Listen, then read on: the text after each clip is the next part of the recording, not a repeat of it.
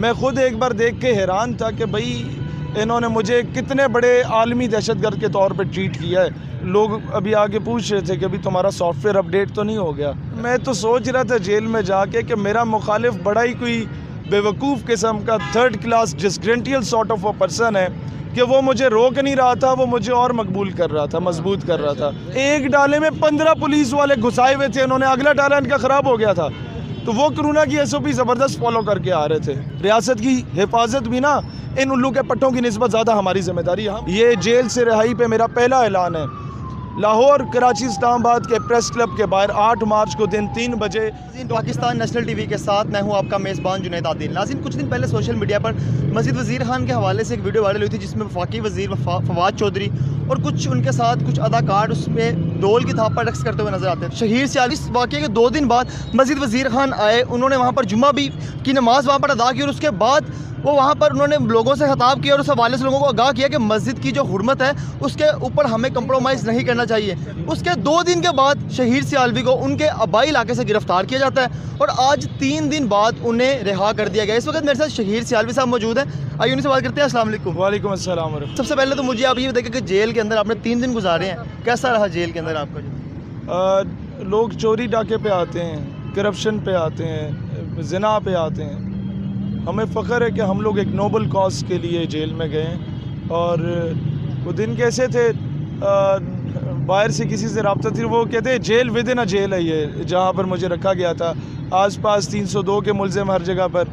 और फिर दूसरा ये कि यहाँ से कोई 40 नहीं वफ़्त तो नहीं, पूरा जलूस आया था पुलिस का गिरफ़्तार करने, जिस तरह वो मुझे नहीं कि दुनिया के कोई बहुत बड़े दहशतगर्द को गिरफ़्तार करने जा रहे हैं। वहाँ लोकल पुलिस को भी ऑन बोर्ड लिया, यहाँ के भी ऑन बोर्ड लिया। मैं ख़ुद एक बार देख के हैरान था कि भाई इन्होंने मुझे कितने बड़े आलमी दहशतगर्द के तौर पे ट्रीट किया है कि इतनी बड़ी पुलिस आए, आपका DSP आया, आपका SHO आया, आपका ASI आए, सारा ही अमला उधर पहुँचा हुआ है कोई 3-4 थानों का। किस वजह से? इस वजह से कि एक मिरासी जाके नाचा था जिसे वफाकी वज़ीर डब्बू कहते हैं, और वो मस्जिद वज़ीर खान के बाहर नाच के आया और आप उसे शट अप कॉल देने गए कि ये रियासत मदीना में इस तरह नहीं होता, तो उस बेस पे गिरफ़्तार किया गया। मैं तो इन लोगों को यही कहूँगा कि जब कमीने अरूज पाते हैं अपनी औकात भूल जाते हैं। कितने कम ज़र्फ़ हैं ये गुब्बारे कि चंद फूंकों से भूल जाते हैं, और ख़ाक में मिल गए नगीने लोग, हुक्मरां बन गए कमीने लोग। जेल के अंदर हाथ में हथकड़ी लगी हुई है, 7 पुलिस के लोग मौजूद हैं, लेकिन आपकी जानिब से फिर बड़े जो बयानात हैं, आप अपने मौक़िफ़ के ऊपर जो है बात कर रहे हैं, तो इतनी बेबाकी और इतना हौसला ये कहाँ से? पता है क्या, पीर मेहर अली शाह कहते थे कि जो शख्स ख़त्म नबूवत का काम करता है उसकी पुश्त पे हजूर का हाथ होता है। और ये बात है कि लोग अभी आगे पूछ रहे थे कि अभी तुम्हारा सॉफ्टवेयर अपडेट तो नहीं हो गया। मैंने कहा ख़रीदा ना गया शाह से जूता फ़कीर का। यहाँ बड़े बड़े हैं, चंद घंटों की मार होती है, सॉफ्टवेयर अपडेट होता है। हम कब्र में उतरते वक्त भी यही नारे लगा रहे होंगे इंशाल्लाह। सॉफ्टवेयर की बात आई है तो जब आपको गिरफ़्तार किया गया तो उसके बाद वो लोग जो शायद आपको नहीं भी जानते थे उन्होंने भी आपकी वीडियोस लगाना शुरू की और ट्विटर पर ट्रेंड भी चला कि रिलीज़ शहीर सियालवी।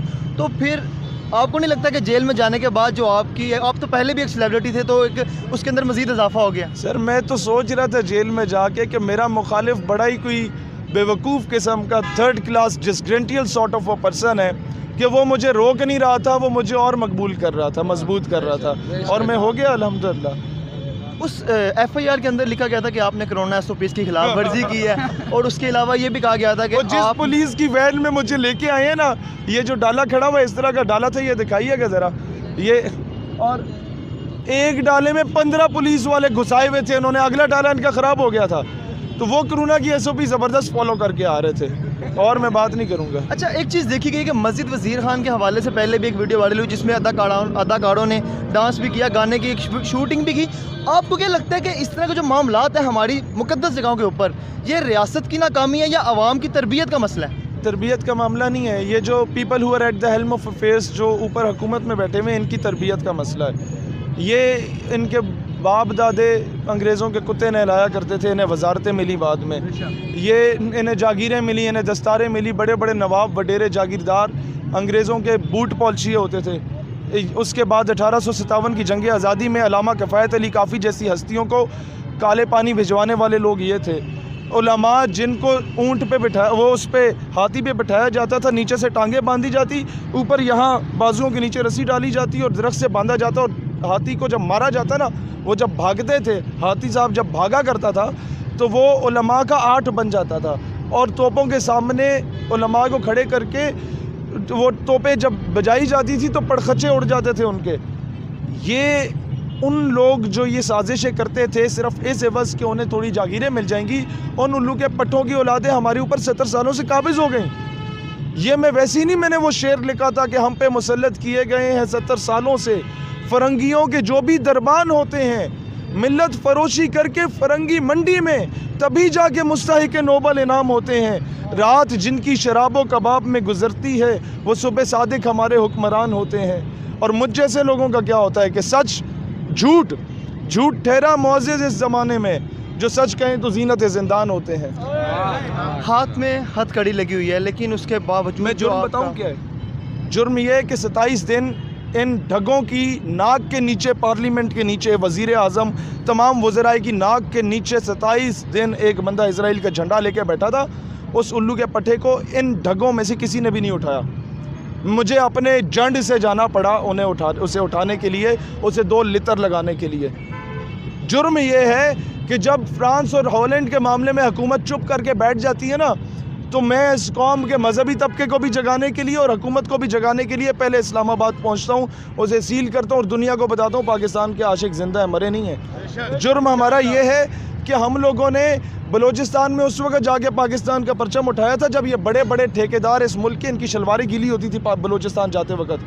जुर्म हमारा ये है कि हमने KPK में उस वक्त जाके पाकिस्तान के परचम उठाए थे जब KPK के लोगों को कहा जाता था ये मुल्क दुश्मन है। हमने बताया भाई ये पठान इस मुल्क का असाज़ा जिसने तुम्हें कश्मीर आज़ाद करके दिया, ये तो नया बांग्लादेश बनाने चले थे।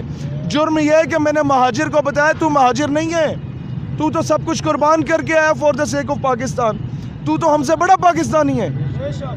हमने इस कौम को टूटने से बचाया, हमने इस कौम को सूबा सिराकिस्तान के नाम पे आज़ाद रियासत नहीं जाने दी, हमने कहा साउथ पंजाब प्रोविंस बना दो।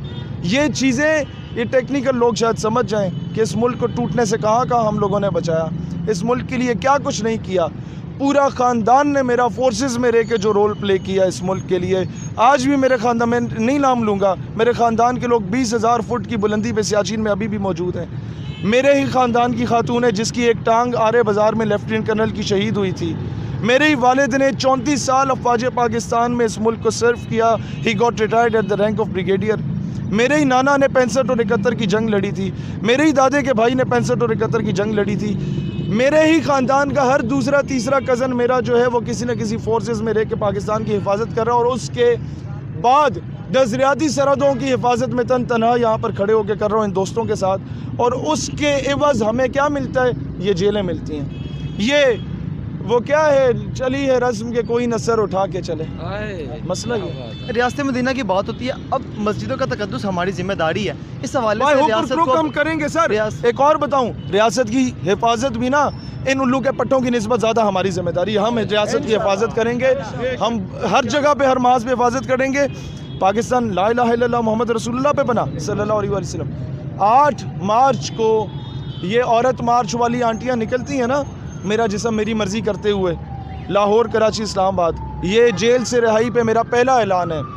लाहौर, कराची, इस्लामाबाद के प्रेस क्लब के बाहर 8 मार्च को दिन 3 बजे डॉक्टर आफिया सिद्दीकी के नाम पे हम वो दिन मनाएंगे। कश्मीर और फ़लस्तीन की मज़लूम बहनों पे वो इंटरनेशनल वुमेन डे मनाया जाएगा, इनके मुकाबले में जलसे होंगे इंशाअल्लाह। बहुत शुक्रिया। मेरे साथ शहीर सियालवी साहब मौजूद थे, आज उन्हें जेल से रिहा किया गया और इस वक्त आपने उनका जो मौक़िफ़ था वो सुना, और उन्होंने कहा कि मैं इस मौक़िफ़ से पीछे हटने वाला नहीं। अपने मेज़बान जुनैद आदिल को दीजिए इजाज़त, अल्लाह ने के बाद।